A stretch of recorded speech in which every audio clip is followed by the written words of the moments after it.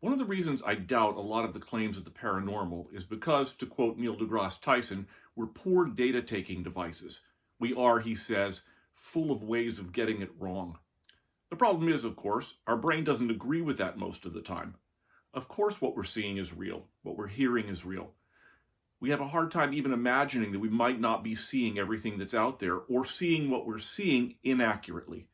So, if we have an experience outside of the normal realm, it must be real, right? But now a study at the École Polytechnique Fédérale de Lausanne in Switzerland has proved conclusively that this isn't so.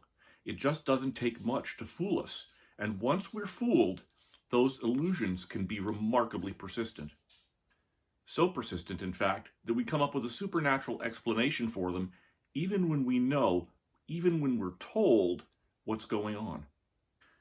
Olaf Blanke, a neuroscientist at EPFL, has created an illusion so real that several participants asked to be dismissed from the experiment because they were so freaked out. It was done quite simply, no elaborate apparatus needed.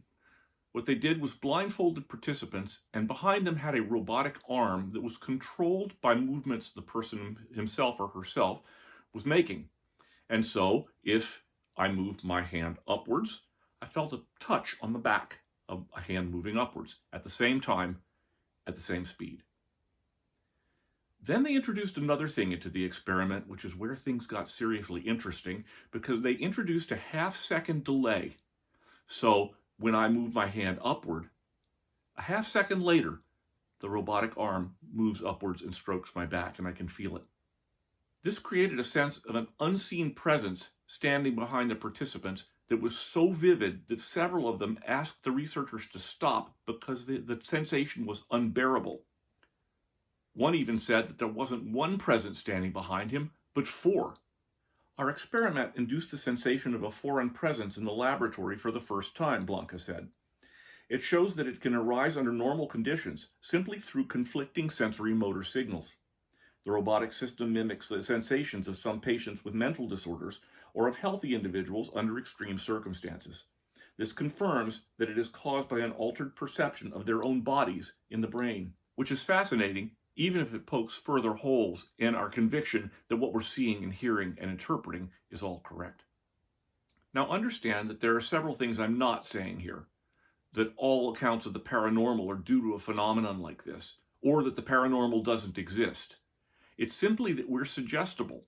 It's so easy to fool our sensory apparatus and our brains that we can't discount the possibility that that's what's going on. If a little touch from a robotic arm was sufficient to create the unbreakable sensation that someone was in the room with them, someone unseen, then how am I supposed to credit paranormal claims of the type that there was a ghost in the room with me, based on anecdote alone? Admittedly, it could be that there are ghosts and an afterlife and all sorts of paranormal phenomena.